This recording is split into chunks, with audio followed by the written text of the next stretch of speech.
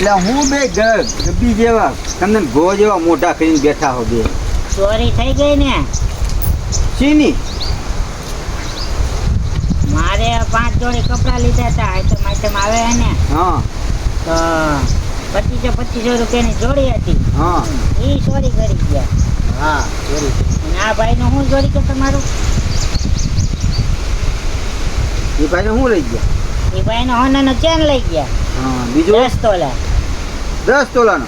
હા હા બીજું? હા તમારે તો પહેરવું હું? હવે કોડાવ ખોટો ચેન હતો